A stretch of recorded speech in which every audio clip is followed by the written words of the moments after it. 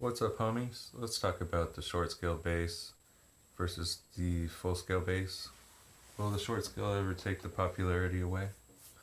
I think eventually it'll be about divided in half.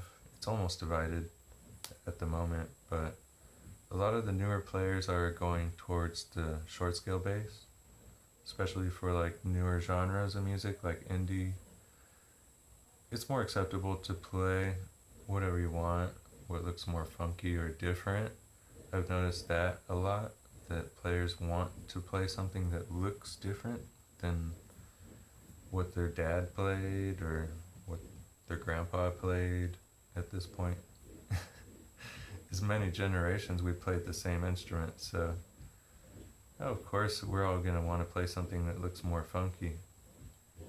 And what we find out is a lot of these more funky designs might be more heavy. Like, I was surprised to find out that playing a Flying V, that thing was pretty heavy. It was pretty big. They have mini Vs, but the Flying V is like a big airplane wing. A Jaguar is a big slab body. A Telecaster is horrible. It's just huge. A Les Paul is huge. So the bigger the body gets, the more it's heavy. And then, you really want that for your style. And a lot of these modern players, they just want something to look cool, you know?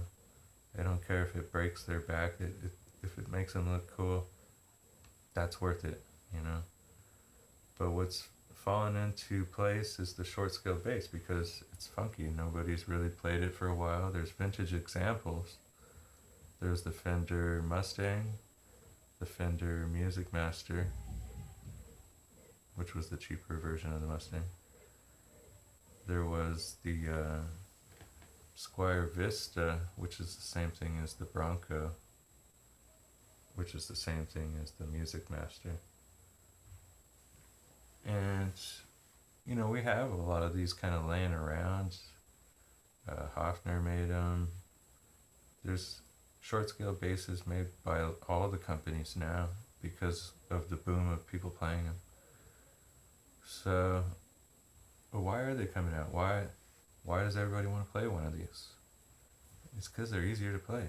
Like, I'm just not going to bullshit you on it. It's easier to play, so it's more fun to play. Trying to play the full scale bass takes technique, and that's where people that put in that time to learn all that technique aren't just going to let you play some short scale bass and take it away from them.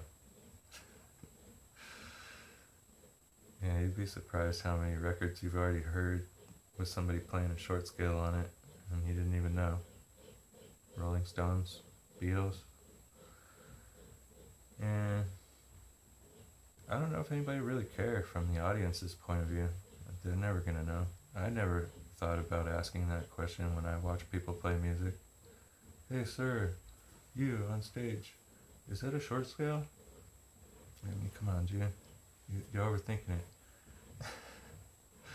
A lot of people are really just into the way it sounds kind of more dark.